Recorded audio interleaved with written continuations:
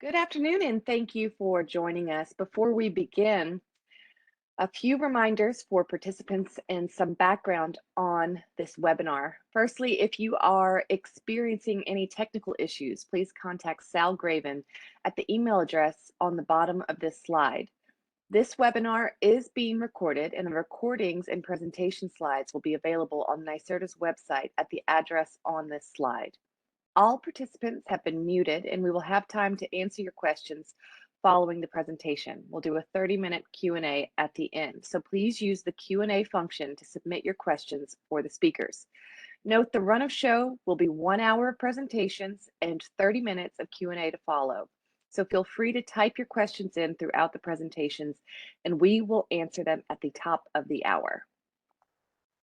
I am Jessica Deely, Senior Policy Advisor on NYSERDA's offshore wind team, and it is my pleasure to be joined by NYSERDA's Director of Energy and Climate Equity team, Chris Cole, as well as NYSERDA's Director of Workforce Development and Training, Adele Ferranti.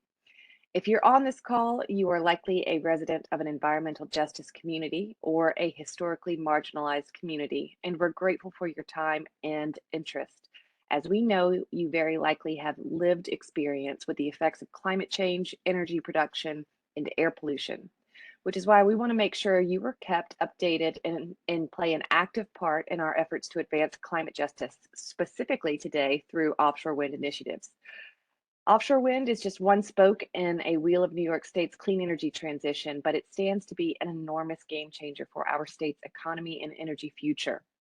So today we're going to start from the start and finish with current opportunities for potential jobs and a brand new industry growing right here in New York. So Chris will take you through New York State's climate justice efforts. I will speak about the opportunities of offshore wind, the who, what, when, where, and how. And Adele will speak about workforce training efforts and funding we have available right now.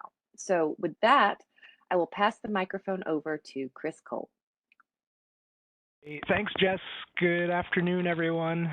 So as Jess mentioned, I am the Director for Energy and Climate Equity work at NYSERDA, and today, as Jess mentioned, we want to talk with you all about the work that we are doing at NYSERDA and as a state to advance, work in the offshore wind industry, and how these efforts can advance climate justice in New York State and benefit overburdened communities. One of the top line strategic priorities that we have at NYSERDA is developing an inclusive clean energy economy. So one that, not only provides opportunities for a just transition into this clean energy future, but also ensures that there's collaboration with residents and representatives of frontline communities, that we develop initiatives that, not only provide opportunities for participation, but then also benefit amongst overburdened communities.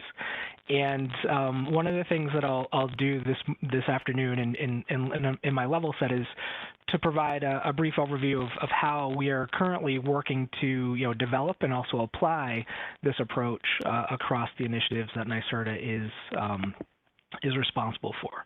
So actually, if we go back to the last slide, sorry, Sal. The one thing just to kind of flag here right at the outset. So, as a state, we have, been lucky to have great leadership. So whether that's, at the grassroots level, with our legislature and also our governor's office to really ensure that we are nation leading when it comes to our clean energy and climate goals. So we have, a massive commitment to getting to 100% clean energy, zero emission electricity by 2040. So this is the most aggressive in the nation. And as Jess had mentioned earlier, offshore wind and all of the work that we're going to be doing to develop that industry will be a key kind of cog in getting us to the point where we are meeting these goals. So so as we talk through the the presentation today, we'll want to kind of identify where there are opportunities not only for us in New York State, but then also for those within, overburdened or frontline communities to, to think about how to participate within this emerging industry. We can go to the next slide, please. So just a high level, I think, I see a lot of familiar faces on the attendee list. So I think everybody at this point is familiar with the Climate Leadership and Community Protection Act. But for those of you who are not, I'll just kind of give a quick overview here. So passed in 2019, the Climate Leadership and Community Protection Act outlines, a broad set of clean energy and climate goals for the state, many of which are nation leading. And not only does the Climate Act, provide a framework for a clean energy transition, it also sets the expectation that this transition be a just transition. So within the Climate Act, there are provisions not only for mitigating the impact of our clean energy transition on overburdened communities, but also ensuring that these communities are benefiting from the transition. We'll go to the next slide, please, Sal. So within the Climate Act, there are a few kind of key provisions that I just want to flag and make sure everybody is aware of. So kind of the first thing that the Climate Act does with respect to climate justice is the establishment of a climate justice working group. So, this is a working group that is composed of 13 representatives, 9 of whom come from frontline or environmental justice communities. And so that working group has a primary charge of establishing criteria to identify what the law, terms to be disadvantaged communities. So, as we're thinking about environmental justice communities or, other frontline or overburdened communities, there's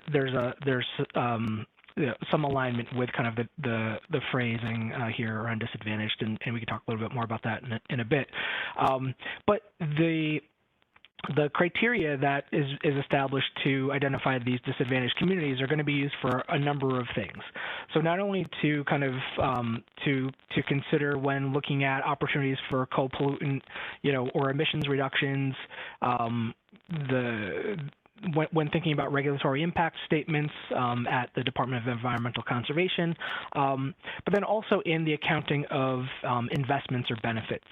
The Climate Act outlines a requirement for these disadvantaged communities to receive at least 35% of the benefits associated with clean energy or energy efficiency investments, with a goal of 40% of benefits of that spending accruing to disadvantaged communities. Those of you familiar with the Federal Justice 40 initiative, that was based on the work that was outlined, or the framing that was provided within the CLCPA. With respect to these criteria, for those of you who haven't been able to kind of pay a lot of attention to what's happening with the Climate Justice Working Group, the working group advanced a set of draft criteria for identifying these disadvantaged communities back in December. And they're currently out for public comment. So the Climate Act calls for a robust public input process that includes at least 6 public input hearings. We've actually scheduled 11 hearings starting last week. So if you go to climate.newyork.gov, you could find kind of the list of the currently scheduled public hearings, and we're accepting comments on that criteria by July 7th. So if you haven't already and you want to get more involved in, kind of thinking about the draft criteria, let me know and we can provide you with additional detail on how to get that information. Next slide, please. And so while we have kind of the broader kind of, New York State kind of framework laid out by the Climate Act, kind of really creating an expectation that state agencies are going to be kind of orienting their programs and spending to benefit disadvantaged communities. I want to talk a little bit about, what we're doing at NYSERDA specifically. And so Jess spoke a little bit about this in her opening points, but as we're kind of thinking about our work in offshore wind or, in our energy efficiency portfolio or, across the initiatives that, NYSERDA is responsible for administering, we are, working to apply kind of a framework that kind of looks at, improving process and procedures, so ensuring that, as we are working to develop initiatives, that we're actually getting input from, the communities that are going to be most affected, and if we're seeking to address barriers for those communities, those communities are providing kind of a level set on what the barriers are and what resources are needed to address those barriers. So, we're establishing an energy equity collaborative, which essentially will be kind of a stakeholder venue, that would provide for NYSERDA and stakeholders and community representatives to identify opportunities, work through solutions, and ultimately co-design initiatives together. So really kind of hand in hand, identifying how we can best, kind of address the need within a community. We're also working to, compensate stakeholders for their participation. So, really thinking about kind of procedural justice here, ensuring that, organizations that don't have, the resources to actively engage in process and program design have the resources to do that with us. So we're working on making that happen as well. And then we're also kind of within NYSERDA kind of developing a number of, tools, resources, and, processes in order to ensure that across our programmatic teams, they're equipped to really kind of improve engagement with communities, and also to ensure that as we are kind of thinking about how best to design a program, they are equitable, in terms of having input, we are providing opportunity and ultimately benefit for disadvantaged communities. We're also working with communities right now to, establish regional clean energy hubs.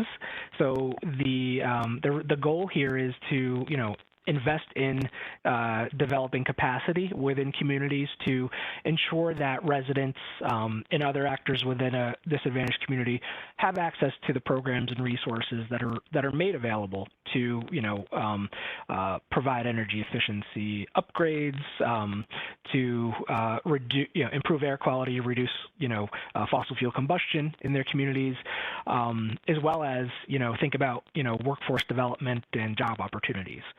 So that's a big part of what we've done recently, launching these regional clean energy hubs, and we're planning on having them up and running later in July. And there'll be at least one clean energy hub per economic development region of the state, with 3 in New York City.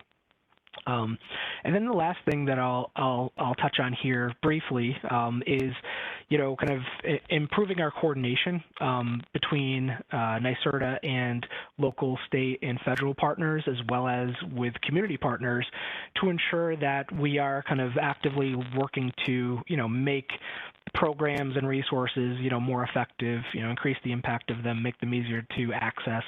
And so, as we're kind of thinking about this through the lens of offshore wind, we clearly want to kind of work with you all and kind of the communities that you represent to identify where it is that we can,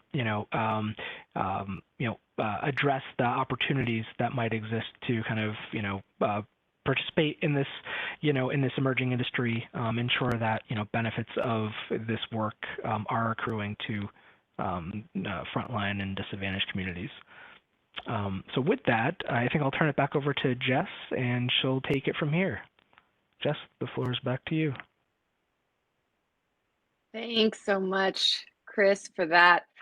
All right, so for those of you that are just joining now and you missed it, we are recording this webinar. It will be posted to our website, so you'll have access to it later. And if you are not using the Q&A function to put in any questions you have. Feel free. We are going to do 30 minutes of Q&A at the end. So type in your questions whenever you see fit. So to underline the point that Chris was making and really draw attention to it, we know at NYSERDA a legacy of racism and land use planning has caused communities of color disproportionately negative health impacts associated with exposure to air pollution. And as Chris mentioned, the Climate Act is the policy under which New York State is working to minimize the risks associated with climate change through a combination of measures to reduce statewide greenhouse gas emission. That effort is largely centered around the transition to renewable energy, which not only brings better air quality, but resiliency to our city and thousands of new jobs. So let's focus in on offshore wind specifically. New York State has a nation-leading goal of installing 9,000 megawatts of offshore wind by 2035. So in 13 years, 30% of New York's electricity will be coming from this clean energy source. Getting that done creates over 10,000 jobs. And our state is not alone in this. Across the East Coast, states have ambitious goals to tap into this resource. President Biden has a federal goal to install 30,000 megawatts of offshore wind by 2030 and 110,000 megawatts by 2050. New York State's 9,000 megawatts is nearly 1/3 of the entire US target and is the highest offshore wind target of any state in the US. To put that in perspective, 30,000 megawatts equals around 77,000 jobs, according to the Department of Energy. And that's by 2030. The Department of Energy also projects a $109 billion revenue opportunity for businesses and supply chain. And we, of course, want to ensure that New York State manufacturers are able to tap into that and, while doing so, hire from a well-trained, diverse group of New Yorkers that stand ready to work. So let's zoom in on where the New York State projects are located. And you can see the closest point to shore is at Jones Beach, where the lease of Empire Wind 1 is about 14 miles from the shore. And I'm noticing from the attendees, some of this might be redundant to those of you that are very familiar to offshore wind, but we really did want to start from the start and bring everybody up to speed on how this all came about and what it means, and then we'll go directly into the workforce opportunities. So knowing that Empire Wind 1 is around 14 miles from the shore, that means you may be able to see turbines from Jones Beach, as offshore wind turbines are over 850 feet tall. So on a clear day, if you're squinting and the light is right, you may see a turbine in the distance, the same way you can make out a distant container ship off the horizon. New York State has 5 offshore wind projects so far.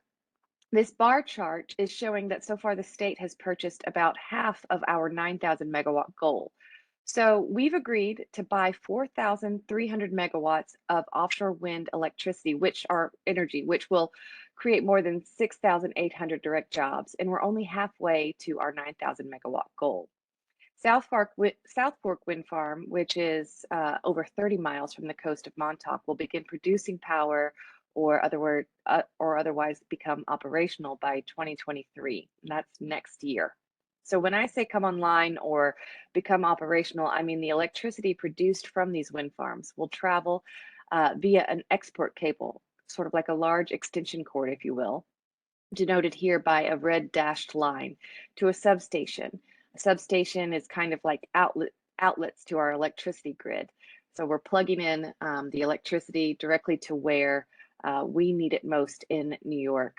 And you could see on this screen that the demand, you can see that we're plugging into Long Island into New York City, which is where demand continues to increase. Also note on this map, those yellow circles, those are some of our state's ports that will play an active role in the construction and operation of these projects.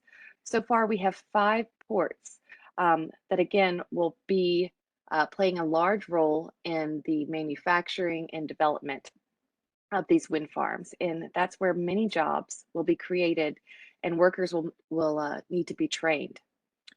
One reason for that is these projects are not built by using semis to carry turbine parts or even railroads. The turbines are so big that they are manufactured near ports and are transported by large vessels on the water. So, to give more specifics, there will be manufacturing at the Port of Albany and the Port of Queens, which are in the capital region, and there will additionally be staging at the South Brooklyn Marine Terminal. Operations and maintenance will also be performed at that same South Brooklyn Marine Terminal, or SBMT, as well as Montauk Harbor and Port Jefferson on Long Island. So let's go into even more detail. The Port of Albany will soon be transformed into a world-class manufacturing facility and maritime operations center. This comes with the redevelopment of 80 acres and about 600,000 square feet of manufacturing space. They'll also manufacture another piece of the turbine besides the towers called a transition piece. Construction to get all of this done and ready is slated to begin this year. The construction of the facilities and development of the site is expected to create 500 direct jobs. And once complete, the construction part, the project will create 300 full-time employees and family-sustaining wages within a manufacturing job sector. Note that the Port of Albany is located next to a neighborhood that has traditionally seen disinvestment, but another $1.5 million has recently been invested to create an Albany South End Workforce Training Center specifically to train the local workforce for the jobs at the Port of Albany and other in-demand job sectors. The training center will be especially vital to achieving equity in the city as it will connect the historically underserved South End neighborhood with workforce training to take advantage of new clean energy job opportunities. We'll be removing employment barriers through support programs in childcare, education, and career assistance.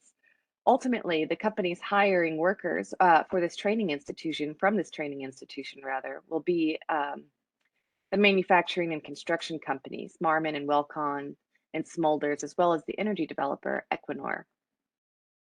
Staying near the capital region, we'll look now at the Port of Queens. Another developer, Sunrise Wind, signed an $86 million supply chain contract, the largest in the state thus far, to construct advanced foundation components for wind turbines at the Port of Queens. Those are the parts that go in the turbines. And what this did was bring jobs in construction and steel manufacturing to two different companies in New York State. That was Riggs Distler and Lungstrom. And I want to zoom in and talk about Lungstrom of Wellsville and Allegheny County. I think I'm saying that right. Forgive me if I'm not, which is rural Western New York. Lungstrom is to manufacture the smaller steel components for Sunrise Wind and deliver them to the Port of Queens. And what Lungstrom did was transition from a fossil fuel power generation business into a renewable energy industry by doing their homework, applying for grants. They plan to add additional workforce and expand the manufacturing capabilities at the Wellsville facility. It is anticipated that 200,000 person hours of skilled labor will be employed on the project to provide prefabricated steel component items that are going to be vital to each turbine constructed. That's around the 200,000 job hours is around 115 direct jobs, to put it in layman's terms. Moving now into the city and looking at the South Brooklyn Marine Terminal, which is New York City's premier port for supporting offshore wind right now. It's a 66-acre maritime facility in Sunset Park, Brooklyn. Once activated, the port will create hundreds of jobs and economic opportunity.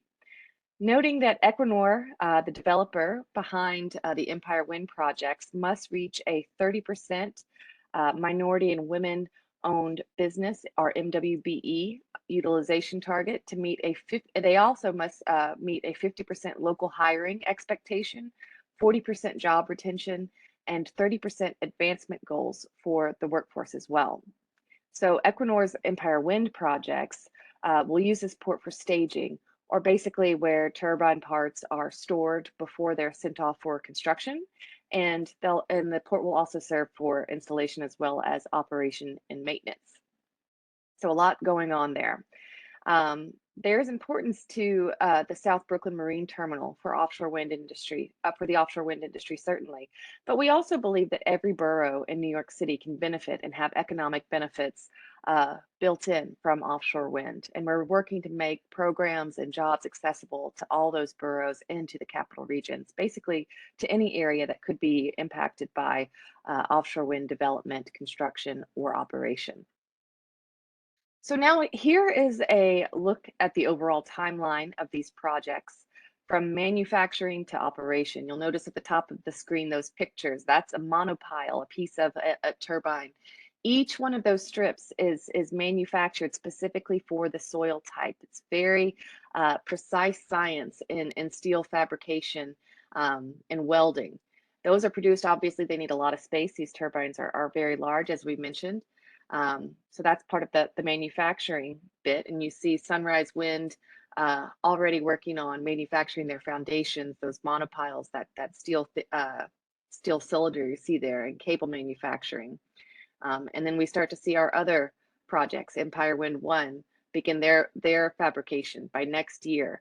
Note, South Fork Wind Farm is going to be the first commercial operational wind farm in the nation. Right now there's Block Island, but that's a community wind farm. It's rather small and it's in state waters. These wind farms are in federal waters. South Fork Wind Farm will be operational by next year, which is crazy. They're putting steel in the water this year, at the end of this year, or beginning of next year, rather, sorry.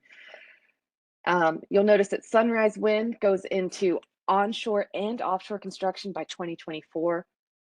Really, this whole timeline should tell you that right now jobs are needed right now. Training is needed right now. A really cool picture up top of one of those export cables, those longer kind of extension cords that carry the electricity from the wind farms to the project. You see it being basically buried under the sea floor in that picture as it unwinds from that coil. That's an installation vessel you see up there, large vessels that actually have platforms underneath them that jack up. So it lifts the vessel out of the water so it's stable. And those are used for constructing the wind farms. Those vessels are also going to be needed to be constructed. We need more vessels in the US, so that's even more jobs. And then at the tail end of all of this, these projects become operational and they need to be maintained and monitored and taken care of. So again, more jobs there. Again, I just want to note that South Fork Wind Farm expected to be operational in 2023, but manufacturing jobs are starting now. I want to break down the jobs actually into kind of phases, starting with development, which is what phase all but one project is in, right? That South Fork Wind Farm is under construction right now, so it's in its second phase, but our other larger projects are still in the development stage. And what that means is the current jobs needed to develop these projects are listed here. Engineers, permitting specialists, onshore scoping work. These are all onshore land-based jobs, community affairs, making sure that folks are informed and well aware of these projects. Attorneys, lawyers are needed, a lot of scientists, atmospheric scientists, geologists, marine scientists, all going on now to make sure that these projects are developed responsibly. And offshore, there are vessels combing the lease areas, scientists and engineers surveying the ocean so that the projects can again be custom built for their environments.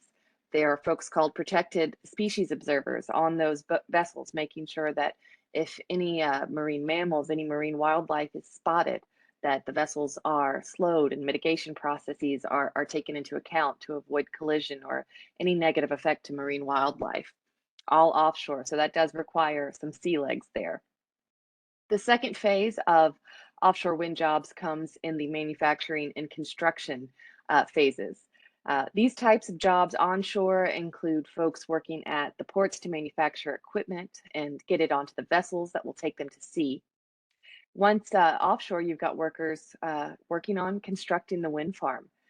So onshore, you're still looking at a lot of civil work, transmission line upgrades, port operators, the folks working on the cranes and the lifts, and making sure everything goes smoothly at the ports, dock workers, line workers, iron workers, even painters, all very involved in the onshore work. And offshore work, you've got construction workers doing most of what you see in onshore construction, but offshore. One area I will say that we know in New York State we're short on are these crane operators, and that's something that we're looking to grow. And then as we go into the third phase of these projects, that's when they are built, producing electricity, and they need to be operated and maintained, just like any power production plant. So you'll have new centers called O&M centers. That's the operation and maintenance centers we mentioned. One popping up at SBMT for the Empire Wind projects. And that's where you'll have wind farm staff stationed and monitoring production onshore. And from there, they'll be sending out folks called wind turbine technicians who go offshore to perform maintenance on the turbines. So that job requires both sea legs and no fear of heights. It's kind of like being a mechanic, an aerospace engineer, and a sailor and a daredevil all at once. But we need those folks to go out there and maintain the wind farm and make sure that we are producing the optimal amount of electricity to fulfill our needs. And again, onshore, still a lot of work. You've got your administrative staff. You need to monitor the transmission line, the dock and port managers still working there as well. So many jobs still created in the operation and maintenance side.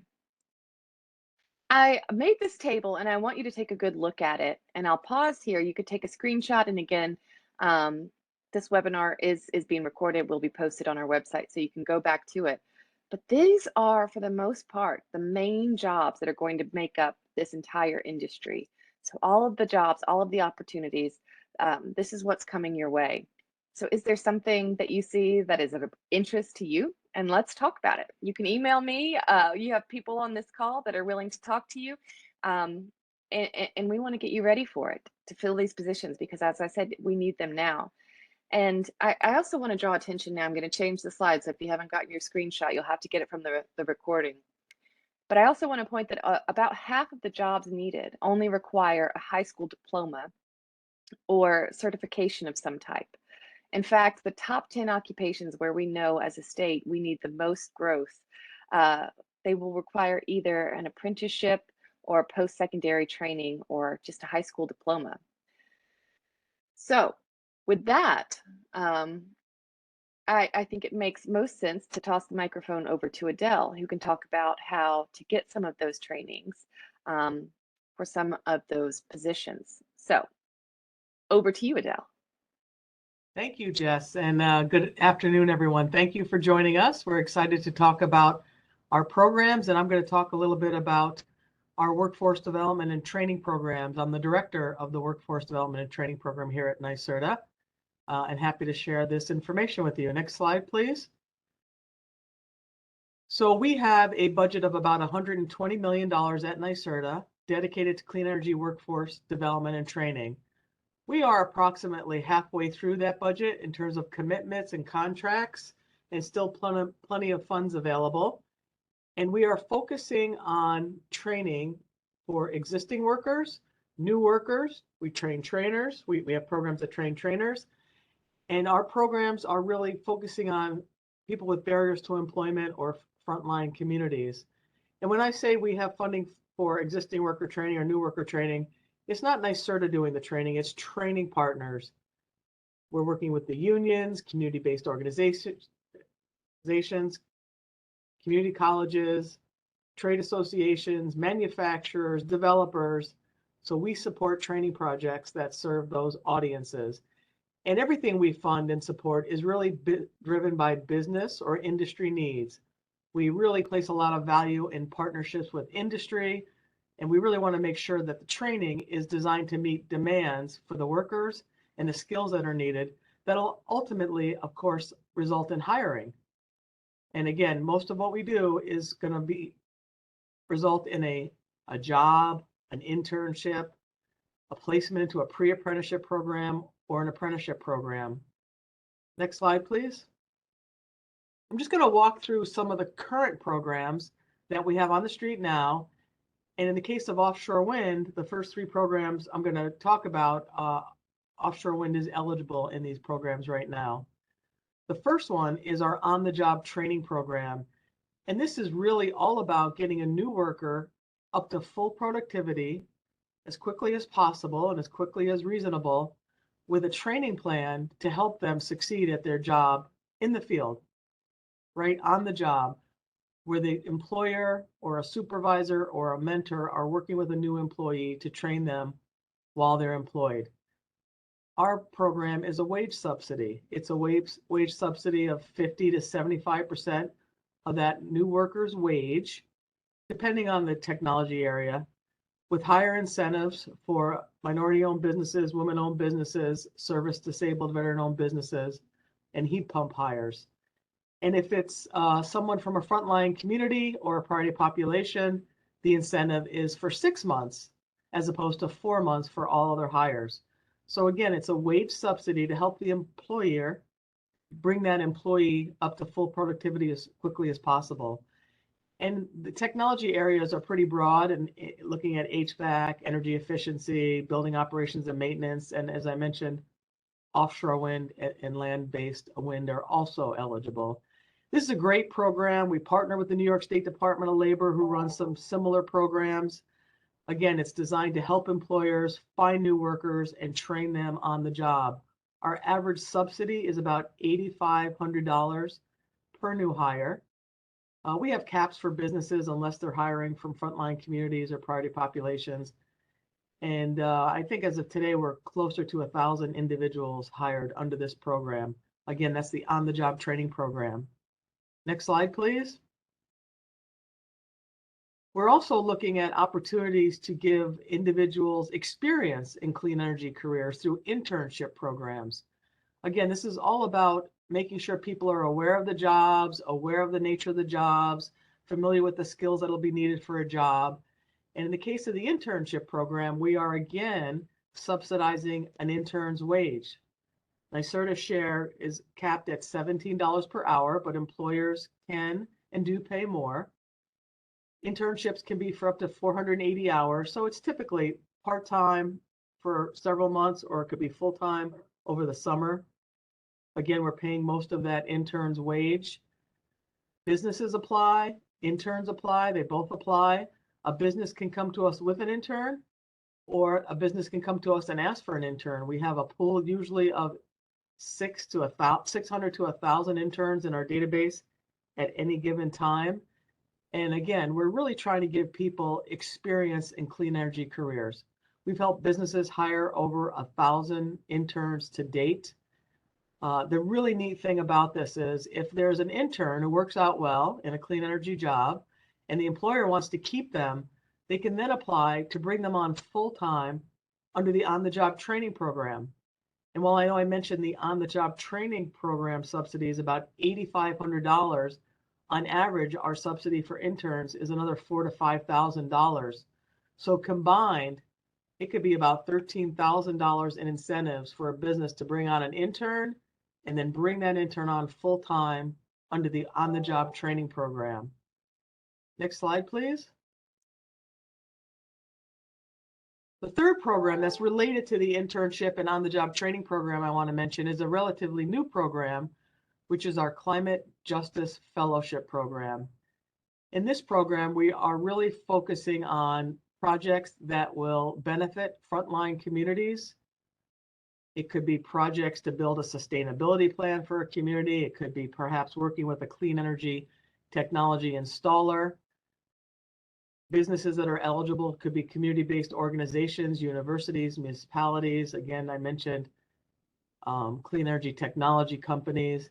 And this is a 12-month position. Again, we're trying to give people an entrance into the clean energy career. It's a 12-month fellowship, and NYSERDA provides $40,000 in funding for the fellow. Most of that, about $37,000, is for salary. And again, employers can and do pay more. We cap our salary incentive here at $37,000, and we have another $3,000 for supportive services. So as we try to get people that have barriers to employment help in getting employment, perhaps they need funding for a Metro card or transportation. Those supportive services could include mental health assistance or childcare support. So again, we're looking at a way to get new entrants into the clean energy economy, experience through a 12-month fellowship. And another exciting thing about the fellowship is we're bringing on a contractor very soon to provide additional support to these fellows in the way of continuing education courses, peer groups, mentoring to really ensure the success of these fellows in these 12-month positions. And like I mentioned with the internship program, if the fellow works out, we're going to help that company hire the fellow through the on-the-job training program, again, making a linkage to another program that can provide additional support to bring that worker on for a longer-term employment. So that's 3 programs that are currently open for offshore wind that are really exciting opportunities. And I'd be happy to answer any questions if people have them on those 3 programs. Next slide. This other funding opportunity is really not open to offshore wind at this time. We are hoping to have a new offshore wind solicitation out later this year. But this program I'm going to talk about, what we call PON 3981, Program Opportunity Notice, is really serving all clean energy technology areas. It's a model that you might see in the offshore wind solicitation and one we have employed for offshore wind in the past, where we're providing a variety of training partner types, such as technical high schools, community colleges, trade associations, unions, with the funding they need to build clean energy training programs. It could be funding for equipment, training trainers, developing new curriculum. We are really looking to train, as I mentioned earlier, existing workers, upskilling existing workers, or for new workers, again, those new entrants into the workforce. And typically, if it's a new worker, we're providing soft skills training, foundational training, technical training. And for existing workers, it's typically advanced technical training or training on new technologies.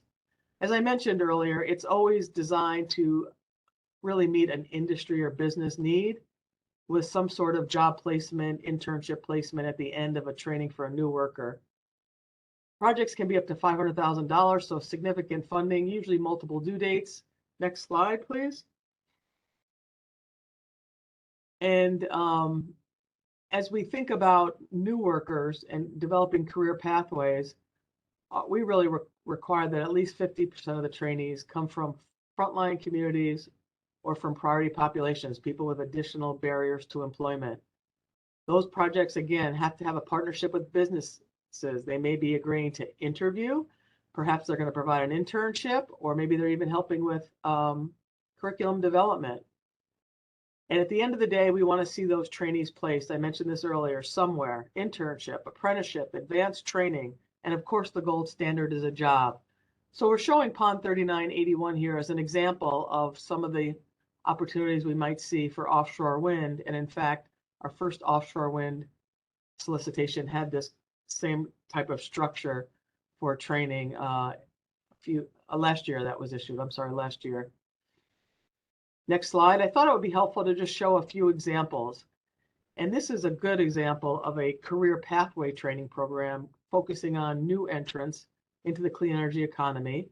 It's something we could see very well in the offshore wind area. Just think of this as a model which has application in multiple technology areas. Stacks and Joules is located in New York City. It's a non-for-profit that trains New York City high school students in areas such as advanced lighting controls, heat pumps, building integration, building automation, and they're helping those students develop the professional and soft skills they need to prepare them for family-sustaining careers in the building automation industry. Next click, please. Stacks and Joules is working with some great partners, including South Bronx Community Charter High School, Lower East Side Girls Club, UA Maker Academy. Again, the curriculum that we're helping them develop focuses on computer programming, wireless networking, HVAC and lighting control, and automated building systems. And those students are receiving technical training. We're teaching them about how to explore careers. Hands-on training, you see in the photo some hands-on laboratories, mentorships, and obtaining nationally recognized credentials. To date, Stacks and Joules has helped 120 New York City youth. And as you can see, most of those are from low-income populations, from high schools and community centers that have been trained, 120 trained to date. 173 industry recognized certifications have been earned. We've helped secure 96 paid internships and 5 full-time jobs in building automation. Again, the project's still underway and those numbers are growing. Another great example is non-traditional employment for women. Non-traditional employment for women really prepares women for careers in the skilled trades industry, construction, utility, maintenance trades. It's helping women achieve economic independence and a secure future for themselves and their families. And what's really great about this is non-traditional employment for women already had these basic trades training programs, and they came to us to better integrate clean energy training within their training program. I think we have a few more clicks there, Jess, or maybe one more. Their curriculum we helped them develop included environmental literacy, sustainability, efficiency, and construction. Their program is amazing. It's got a lot of great hands-on skills training, soft skills workshops, physical conditioning, mentoring, networking, which we know is critical to help individuals get a career, a job in these clean energy careers. And they work very closely with subject matter experts. They conduct site tours, help them obtain their certification, and the real emphasis here is on job or apprenticeship placement. Some of the partners that New works for include Consolidated Edison, National Grid, Cushman & Wakefield, the Metropolitan Transit Authority, or MTA, New York City's Department of Environmental Protection. And the part I love about this is they're closely connected and work closely with 30 registered apprenticeship programs, trying to place these young women in registered apprenticeship programs wherever available. So to date, we've trained 76 individuals. They've had 20 interviews.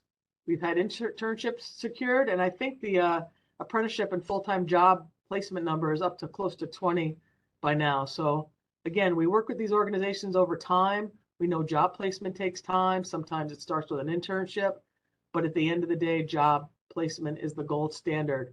And we share this as an example of some of the types of projects we could do in the offshore wind area as well. So I know I went over these things, these initiatives quickly, but you'll have the slides and there's additional information on our website, and always happy to answer any questions with my contact information on this slide. Thank you. Thanks so much, Adele. I am going to stop sharing, but if you, I will give you another email address at the end of this webinar. So if you are not able to get our contact information down, I'll make sure that you have a reliable source with which to reach out to us. All right, so stop sharing. Now we have finished a bit early. We have about 15 minutes extra for Q&A, which I think is a great thing. And again, I'm seeing, in the first question I see is, will we share the slides? The recording will be available on our website, and if you need the individual slides, that is no problem at all. We can provide you with a PDF of what we've presented today. So I invite Chris and Adele to come back on, turn their cameras back on, and we can get into the Q&A session. Just bear with me while I pull up the questions. All right. It doesn't look like we have much right now, actually. So again, if you're interested in anything at all, please do type it into the Q&A function, and we will be happy to answer it. So I see the first question regarding jobs gains. Could you explain the duration of those jobs? For example, will most be created for initial construction periods? What percent? And how many of the jobs just mentioned for New York will be required for longer term maintenance? Thanks. That is a fantastic question. And to answer it, there are, with our current portfolio of the 5 projects, there are 6,800 direct jobs as the portfolio standards, and that covers periods of manufacturing and construction, so around 2 to 5 years. And it also spans operation and maintenance, 25 to 30 years. I'll say on our website this week, New York State is uploading on NYSERDA's offshore wind website our workforce gap analysis, which breaks down jobs numbers into more specifics and gives you even further detail in terms of percentage and job count per each phase expected. And again, the numbers continue to grow for each phase, because you have to think it's 9,000 megawatts right now for offshore wind. That's what our goal is. But what we have found is if you account for the entire economy-wide carbon-free emission goal that New York State has, electricity demand actually increases by 2050. So to keep uh, a carbon-free grid, a carbon-free economy, we'd actually need to increase our offshore wind goal to around 20,000 megawatts. So from 9 to 20,000, that's a large increase. That's even more jobs. And that's why we're looking even further out to sea. So the Bureau of Ocean and Energy Management, the federal authority that grants these lease areas, are now looking further out to sea. And NYSERDA is launching a master plan 2.0 so that we can look at all of the environmental and technical aspects of achieving potentially a much larger offshore wind aspiration. And we're being asked what our website is. So it would be great if one of my colleagues, we have the whole offshore wind team, could pop into the chat our offshore wind website there in the chat so folks can go and access it. We have another question that says, Ms. Chen says, I'm interested in presenting this to a university minority engineering group. Whom I speak to and sharing this, who can you speak to in terms of sharing this presentation and incurring internship training for local engineering? Sure, yeah, absolutely. So what you can do is the recording is going to be made public on our website. So you could click on that. It's on YouTube and you could show it via projection to your students, or you can get in contact with myself or another offshore wind team member, and we can try to make ourselves accessible and do perhaps a virtual lecture. Adele, do you want to weigh in on how they can gain access, engineering students, to hearing more information from you?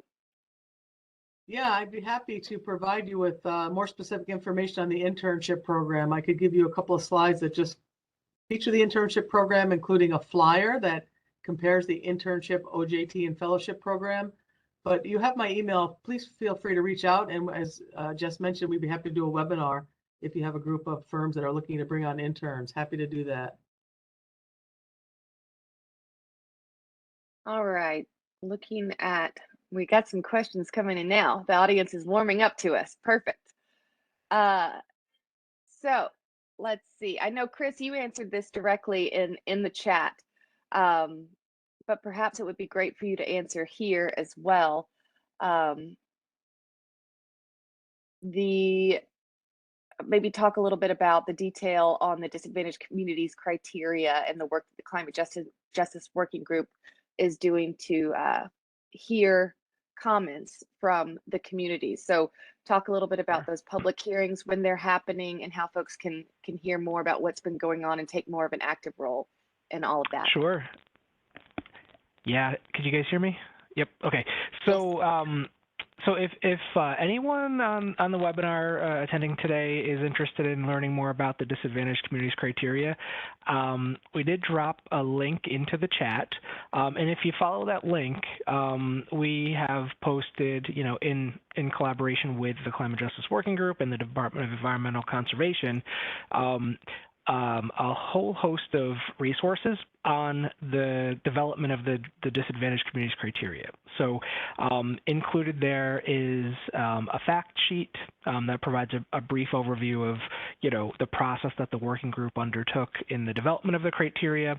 There is a technical documentation that actually walks through kind of the methodology that was used to develop the criteria, as well as discusses the various data sets that were included. And then we also have an interactive map. So probably most useful for a lot of folks is, taking a look at the map, and it allows you to kind of look at, at a statewide or regional level, the census tracts that have been identified as disadvantaged communities with this criteria, and you're then able to then get a sense for whether you think that there's communities that are included that shouldn't be, or if there are communities that are missing.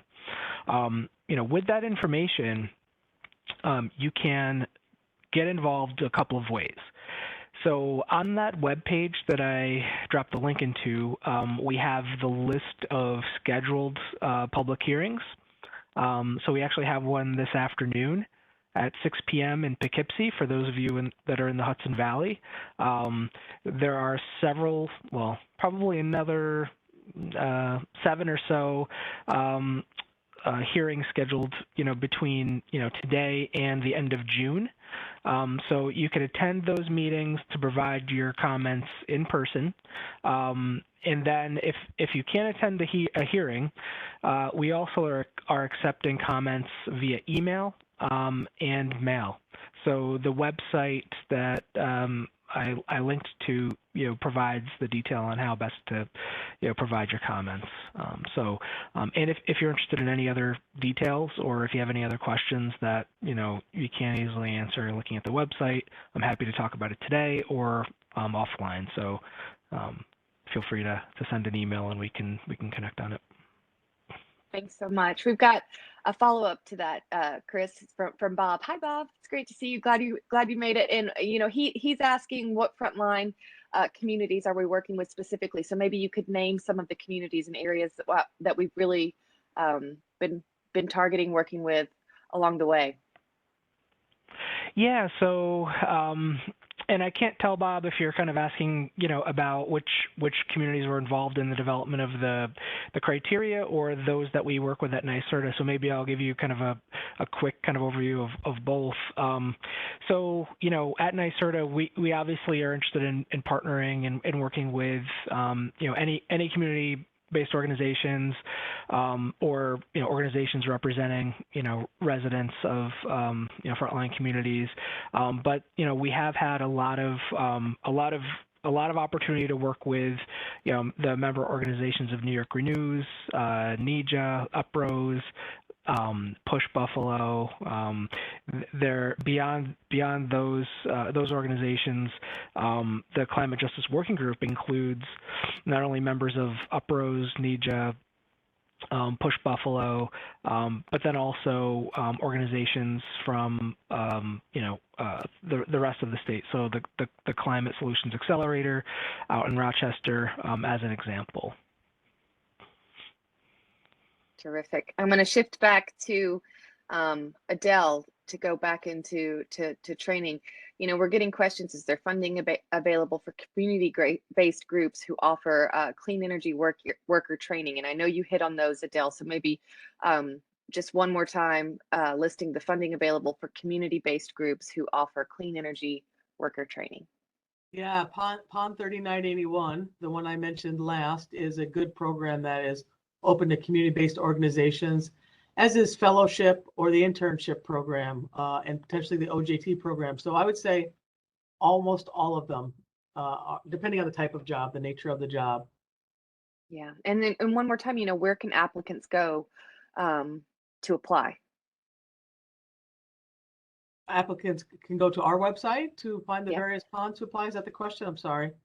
Yeah. Yes. Oh, it's the nyserda.ny.gov website, and I'll enter this in the chat. You would just go right to the Clean Energy Workforce Development Training Program page, and there are links to all of our programs. I'm trying to cut and paste another document into the chat, but it won't allow us, so we're trying to fix that glitch. So we'll get you some flyers up pretty soon, right here in the chat, or send them as a follow-up. Yeah, absolutely. And I want to, we're another great thing to add to a question that we've received about programs that we can use to talk to students that help with introducing students to this industry and job opportunities. We want to inspire the next generation, K through 8. We did speak on barriers for. Yes, yesterday, this person was on our Learning from the Experts webinar yesterday as well. And we talked about barriers for offshore jobs, frontline communities, environmental justice communities, barriers like folks not knowing how to swim or having a fear of the water. How do we help get them access to swimming and training and things like that? I will say we're working on incorporating recruitment into things like swim classes, but one great program that we have ready to go right now for any educators, teachers, after school care programs is the OEA program, Offshore Wind Youth Action Program. It's on our website. It's a downloadable PDF, and it's basically a curriculum that teachers can use for K through 8 to introduce them to offshore wind. It helps teachers really give a lesson to students to get them interested and get them excited about offshore wind. And something else that we heard yesterday that I want to reiterate to anybody on the call is from learning from the experts webinar. You know, math is very important to a lot of these jobs: welding, manufacturing, fabrication.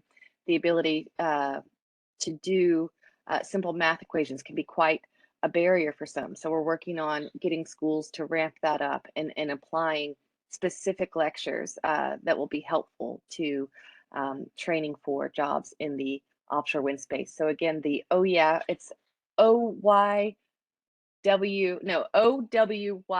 Offshore Wind Youth Action, PDF on our website, nycerta.ny.gov, offshore wind.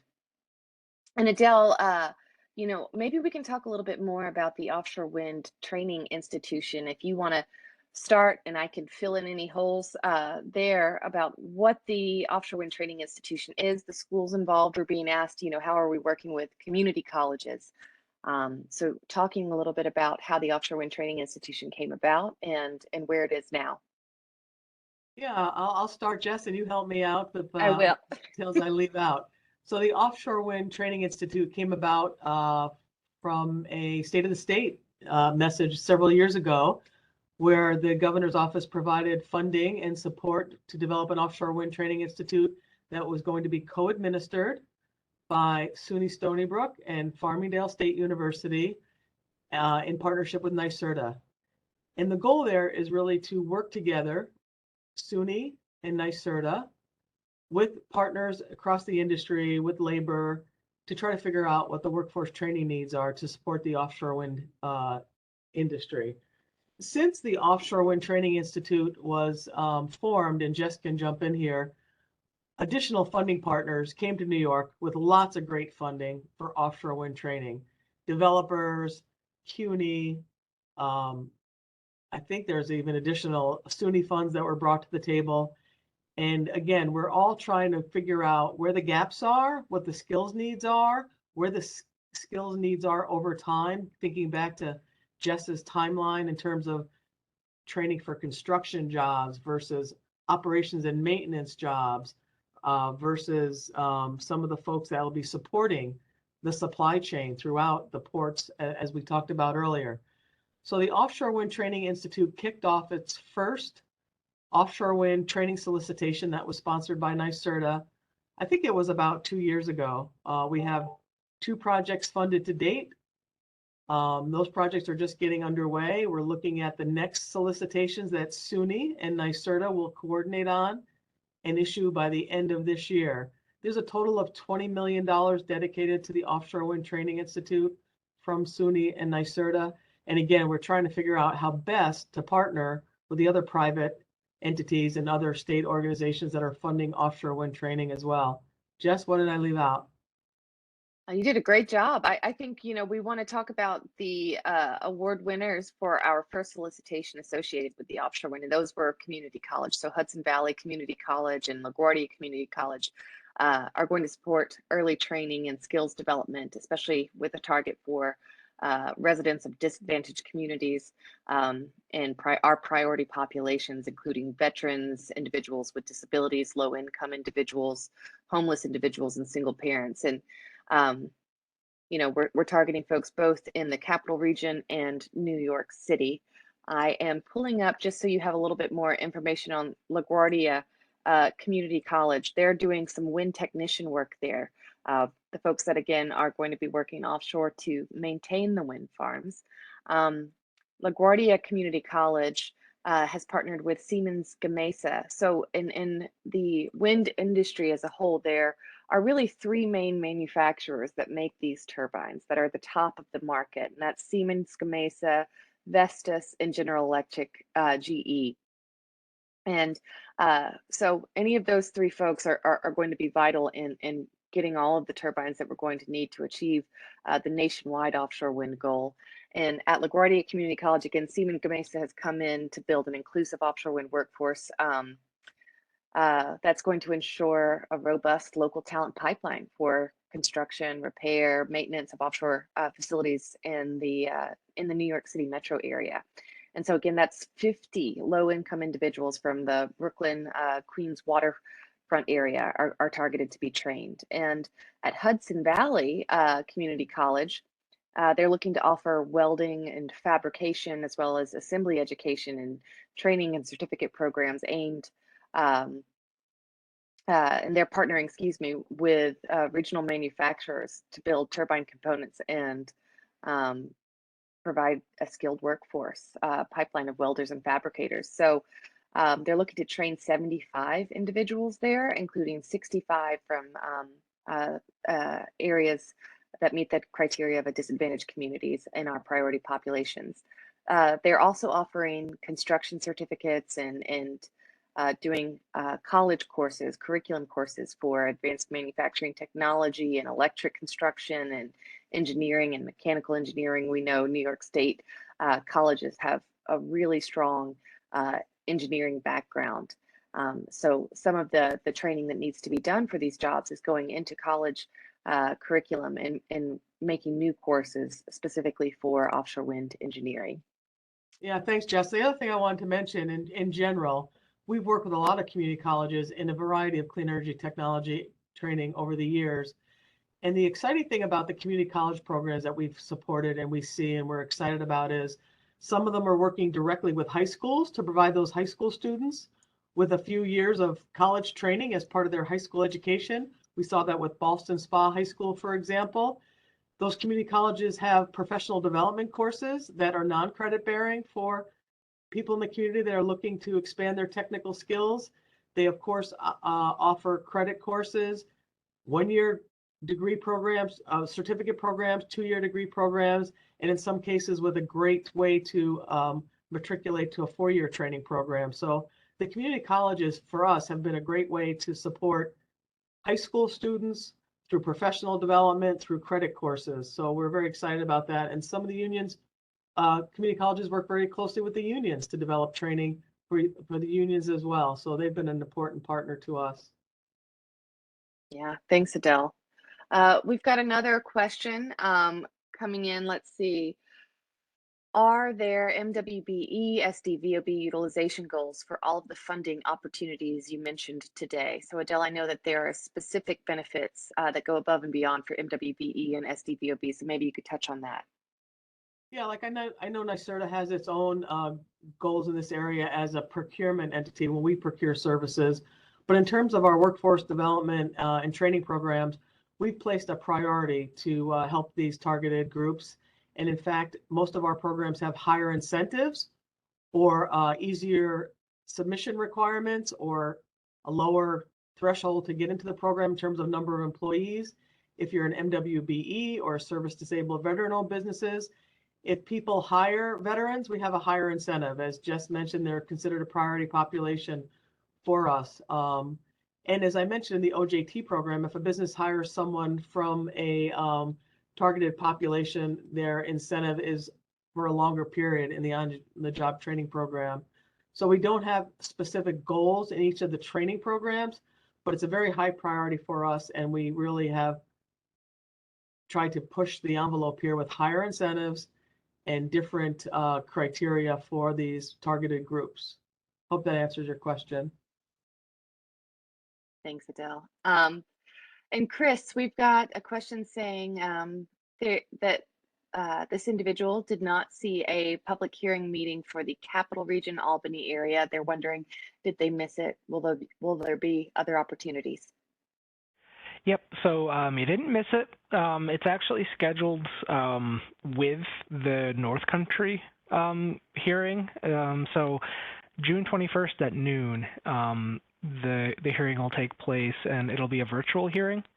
I'll note that, you know, if you aren't able to attend a specific hearing for the region that you're located in, you are welcome to attend any of the other hearings, especially the virtual ones, to provide your input. So the reason that they're broken up by region is just to help manage, you know, attendance and, you know, group, you know, kind of, you know, stakeholders by kind of concerns that they might have related to their region, but you're still welcome to attend, and your comments will still be weighted just as evenly as all the other ones. So thanks, Chris. Question coming in: where can applicants apply for jobs? I do want to say a great tool is the Renewable Energy and Sustainability Center. They do send out emails with job listings from Vestas, one of those turbine manufacturers, Equinor, one of the energy developers, Ørsted, another energy developer, and more. I'm going to see if I can pop that into the Q&A, but I will also say it out loud to you. So if you're ready to write it down, where you can go and sign up. Oh, nope, that's the wrong place to put it. Let me see if I can put it in the Q&A. Nope, that's correct, Jess. Oh, okay, great. There, it's in the chat. Thanks so much, Sal. So RESC green plus farmingdale.edu at ccsend.com. We'll send out some job listings. There you go. And I also want to encourage people to work with their New York State Department of Labor one-stops. They're one-stop centers. Each county has a one-stop, some have several, but the Department of Labor works closely with us, for example, in identifying individuals looking for work for the on-the-job training program. They've got great services. So if you're looking for work, unemployed, please register with the New York State One-Stop Center as well, DOL. Thanks. I also want to give another great resource in the chat. And it's from a participant who I believe is still on, Mr. Glenn Vickers, and he has the Offshore Wind Jobs Expo website. And this has a great page for job seekers as well. So I'm putting that into the chat so that you can go and see both that he has listings of events happening in the offshore wind space. So you can go and hear more information about the offshore wind job opportunities and just industry as a whole. And also it has, again, that page for job seekers with a ton of job listings as it is right now. Going back to the Q&A document. I hope I didn't close out of it.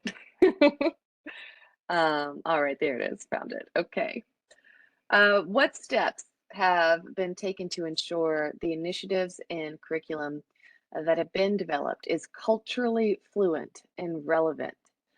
Chris, do you want to take a first stab, and then we'll go to Adele, and perhaps I'll follow up with any further information. But any steps taken to make sure that any information and curriculum that we're producing is culturally fluent and relevant? Sure. This is, and thanks for that question.